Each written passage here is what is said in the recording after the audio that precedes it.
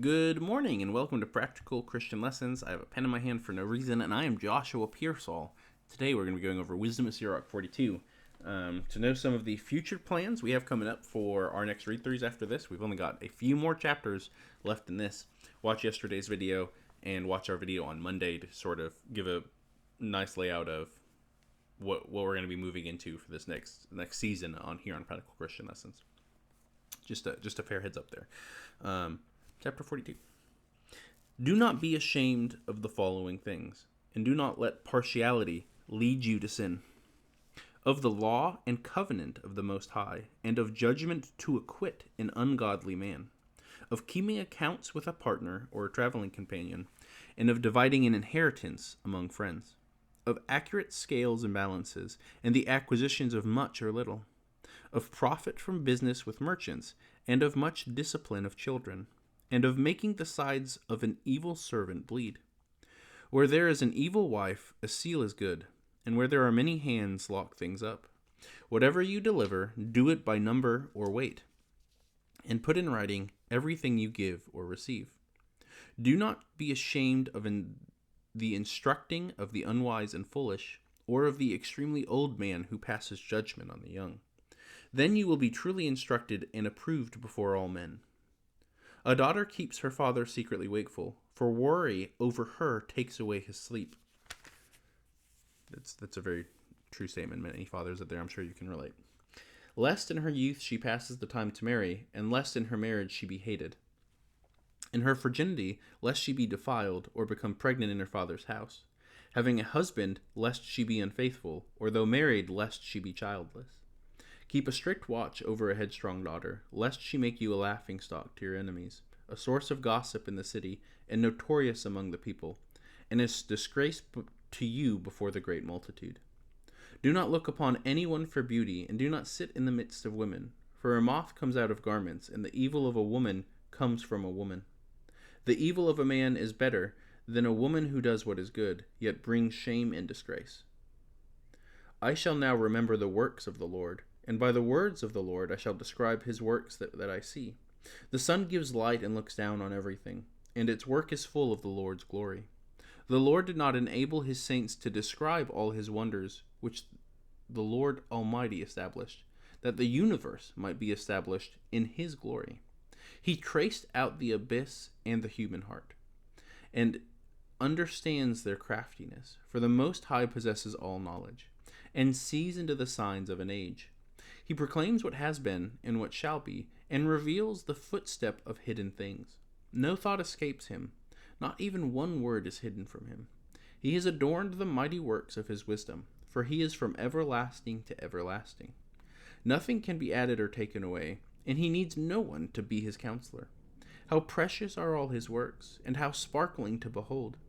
All these things live and endure forever, for every need, and all are obedient. All things are in pairs, one opposite the other, and he made nothing incomplete. One thing strengthens the good of another, and who can have enough of beholding his glory? That is Wisdom of Sirach 42, and I think it's an easy statement to say after reading that the author of Ecclesiastes, whether Solomon or another, was absolutely correct when he said there's nothing new under the sun. I was talking about with a friend yesterday. This is just a rambling that this section on women has reminded me about, because you'll still hear a lot of those exact same things today. Is one of the, at least when I keep in mind this information might be outdated, the oldest document that we have on recorded history, like written record, was some of the older generation complaining that the new generation is ruining everything. It just amuses me that that's the first one, and that hopefully we haven't found an older document. I want that to forever be the first document, so I can always point to that and say, hey, you're not complaining about anything that people who haven't come before you haven't complained about. But I think there is a really important thing to reflect on here, and that is the depth of God's work and the completeness of God's work. Though, of course, right, God's divine plan for all of eternity isn't finished, and there is still the plan, as Ephesians puts it, a plan for the fullness of time to unite all things to him, all things seen and unseen, all things in heaven and on earth, I believe is the exact phrase. Hopefully that's Ephesians. Hopefully I'm not misquoting that. And clearly Christ is going to come again. So the divine plan is still in motion, but God has finished his creation. It is done. And the redemption plan is now in place to restore and unite all things to him. But I think a lot of people, when they think about God's creation, we get more sort of focused on the fact that there is more coming, which isn't bad, right? You can never focus on the promises of God too much. But we can sort of forget to enjoy God's creation now and the completeness of it now in the present. And right, as he said, all things are in pairs, one opposite the other. And he made nothing incomplete. One thing strengthens the good of another, and who can have enough of beholding his glory? Right? So for the same reason, I think you can never reflect on the promises of God too much and the future hope we have, right? I'm smiling just thinking about it myself. You can also reflect on his glory and majesty in the creation in the present. And I know we've talked about this on the channel before, but I'm always happy to talk about that. And it brings me a lot of joy right, watch a sunrise and a sunset. Go walk, if you're by a beach, go walk on a beach and feel the sand and the sea on your toes. Go walk through the forest. Sit and listen to the birds sing, right? Just enjoy creation as it is now. I realize I say that while filming a YouTube video in my office, but it's worth building into your schedule less time on a screen and more time to just go enjoy creation.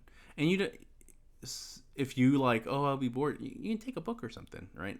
Take your phone, right? If you need to call something like 911 or something, you fall and break your leg, but intentionally put your phone away.